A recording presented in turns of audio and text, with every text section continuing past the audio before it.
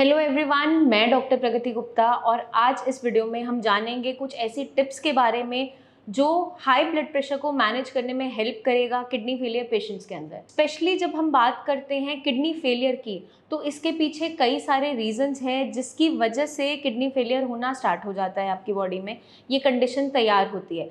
तो उनमें से हाई ब्लड प्रेशर एक मेजर रीज़न है जो आपको आजकल ज़्यादातर पेशेंट्स के अंदर देखने को मिलेगा, जिसकी वजह से आपका सीरम क्रिएटिनिन, यूरिया सब बढ़ना स्टार्ट हो जाता है, प्रोटीन लॉस होना स्टार्ट हो जाता है, यूरिन के अंदर झाग आना स्टार्ट हो जाता है। तो ये सारी की सारी कंडीशंस देखने को मिल जाती है। अब जब आपका ब्लड प्रेशर बॉडी के अंदर रेस करता है तो क्या नुकसान देता है आपकी किडनीज को, उसको आप समझ लीजिए। जैसे ही आपकी आर्टरीज पे ब्लड का प्रेशर बढ़ता है, मतलब कि जो आपका ब्लड फ्लो है बहुत ज़्यादा बार बार प्रेशर के साथ वहाँ पर अगर आ रहा है, बैंग कर रहा है आपकी आर्टरीज पे, तो आर्टरीज की जो वॉल्स हैं उनकी थिकनिंग होनी स्टार्ट हो जाती है, पैसेज है वो अच्छे से नहीं हो पाता, तो ब्लड किडनी तक अच्छे से नहीं जा पा रहा होता, जिसके कारण से किडनी को न्यूट्रिशन नहीं मिल पाता, या फिर बार बार चोट लगने की वजह से, बार बार बैंग होने की वजह से किडनी के जो टिश्यूज़ हैं वो अपनी नेचर को ही बदल लेते हैं, अपने टेक्सचर को बदल लेते हैं और वहाँ पर हार्डनिंग होनी स्टार्ट हो जाती है। जब स्क्लेरोसिस, हार्डनिंग, ये सब कुछ कंडीशन तैयार होती है तो मैक्सिमम केसेस में क्या देखने को मिलता है, आपकी किडनी के अंदर श्रिंकेज देखने को मिल जाती है, मतलब नॉर्मल साइज से वो छोटी हो जाती है। अब जब ऐसी कंडीशन तैयार होती है तो आपकी किडनी की फंक्शनिंग पे इम्पैक्ट आता है और जितना वेस्ट मटेरियल फ्लश आउट होना चाहिए था यूरिन के रास्ते वो नहीं हो पा रहा होता, बॉडी में ही रह जाते हैं, बाहर फ्लो नहीं कर पाते। तो उस कंडीशन में हमें ये सारे लक्षण भी देखने को मिलते हैं, जैसे यूरिन में झाग आना, पेशेंट का खाना खाने का मन ना होना, पेशेंट का वज़न गिरते रहना, या फिर चक्कर महसूस होना या घबराहट महसूस होना, ये सारे लक्षण देखने को मिल जाते हैं।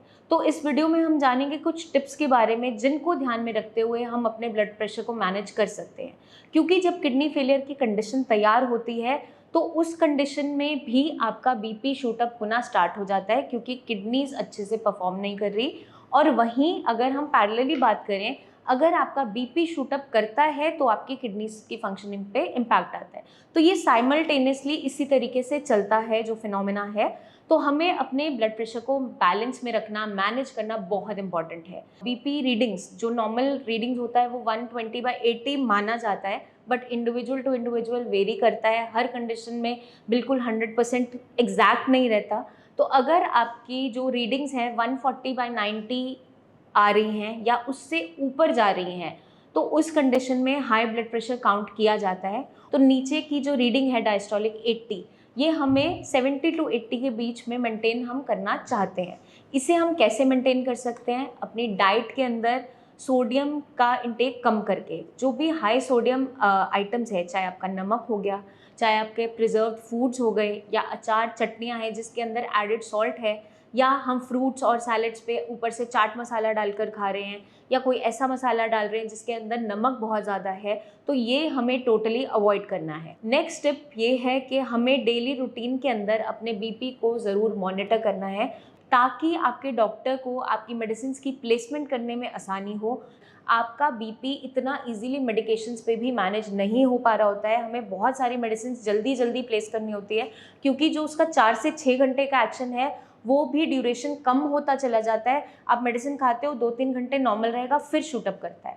तो अगर हमारे पास 2-3 रीडिंग्स होंगी बिफोर मेडिसिन, आफ्टर मेडिसिन, तो डॉक्टर्स के लिए ईजी हो जाता है मेडिसिन को प्लेस करना कि आपकी अब हमें कौन सी दवाई बढ़ानी है, कोई डायरेटिक तो नहीं लगाना है, पेशाब ज़्यादा लाने वाली दवाई, या और किसी तरीके की आपकी बीपी की मेडिसिन को ऐड ऑन तो नहीं करना है, ताकि आपका बीपी मैनेज हो सके। साथ के साथ हमें स्ट्रेस से दूर रहना है, कोशिश करना है कि जो भी स्ट्रेसफुल कंडीशन है हमें इफ़ेक्ट ना करे। उसके लिए आप क्या कर सकते हैं? योगा, प्राणायाम बेस्ट मेडिसिन है उसके लिए। आप मेडिटेशन कर सकते हैं, जितना आप रिलैक्स रहेंगे, म्यूज़िक सुन सकते हैं, जितना आप मेंटली रिलैक्स रहेंगे उतना आप फिज़िकली भी फाइन रहेंगे, आपकी बीपी रीडिंग्स भी नॉर्मल रहेंगी। साथ के साथ हम और क्या कर सकते हैं?